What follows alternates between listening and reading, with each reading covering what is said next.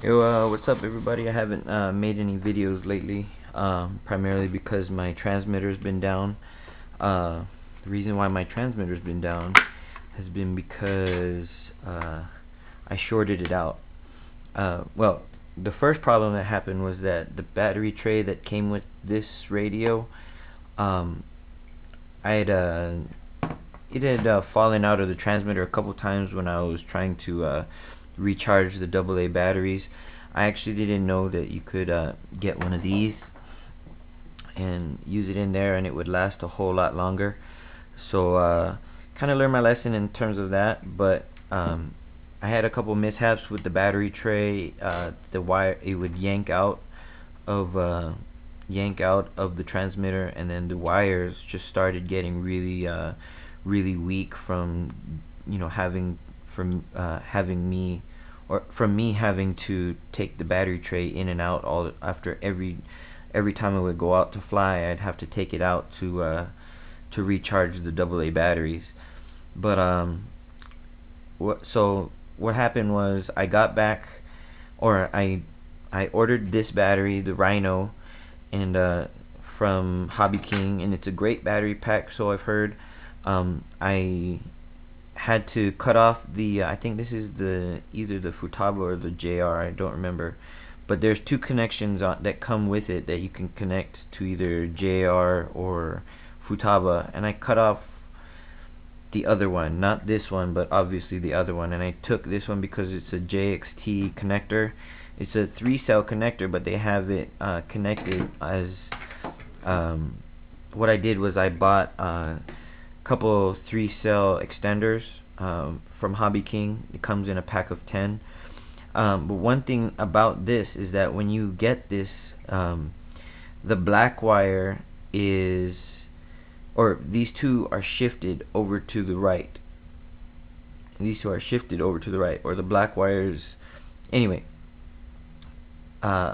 needless to say, I had the polarities wrong the first time I plugged this battery in, and I had the red wire over here to the left and the black wire on the other side, and when I plugged it in and I turned it on, all I heard was this little pop, and all you could smell, I mean, you could just smell the stuff burning inside. So it doesn't smell like that anymore, but it's pretty bad. But needless to say, I had to buy another one, and everybody knows that Turnigy radios are always sold out now, just because they're selling them for so cheap. When I bought mine, it was $60 plus like $20 for shipping, and then but now they're going for like $40, and now they're also offering it here in the US as well.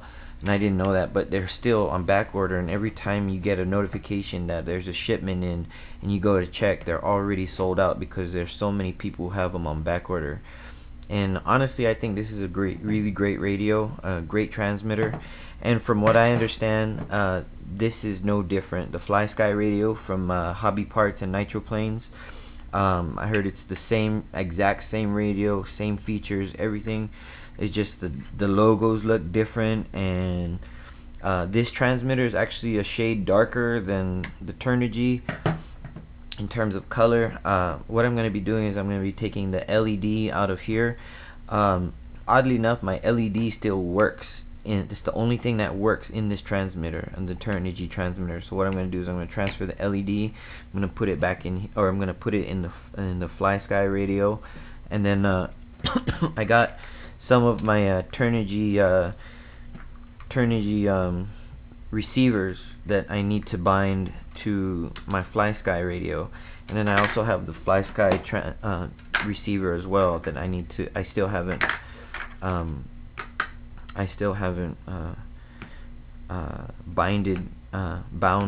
I guess you could say. I haven't bound it to the radio yet, so I'm gonna do that.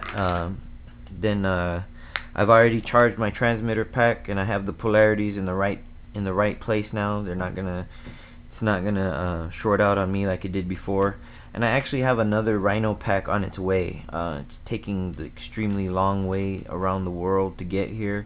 I actually ordered this pack after I ordered the other one, and the other one is still in transit, whereas this one came about a week ago.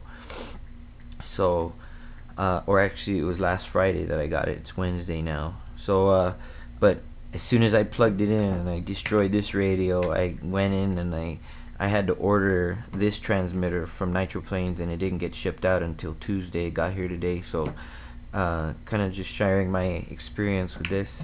Right now what I'm going to do is I'm going to take the LED out of here. I'm going to put it in here. I'm going to stop the video until after I do that, and then I'm going to show how to bind these transmitters in case for those people who don't know. And I'm also going to show that hopefully it works out. It should work out, but you can bind the th9x receivers to the FlySky receivers because they're pretty much made by the same manufacturer. So hopefully that works out. Hopefully got no problems. And one thing that comes with the FlySky radio that doesn't come with the th9x radio is this instruction manual. Everybody has been, that's one of the biggest complaints, I guess you could say, from it's one of the biggest complaints, I guess, that pilots seem to have, is that there's no instruction manual, no physical instruction manual that comes with this radio. But the folks over at Hobby King, I guess what they did was they or not Hobby King, the folks over at Hobby Parts and Nitroplanes, they made an agreement that, you know, that this radio package would come with an instruction manual. So that's really cool, and hopefully it works out with that.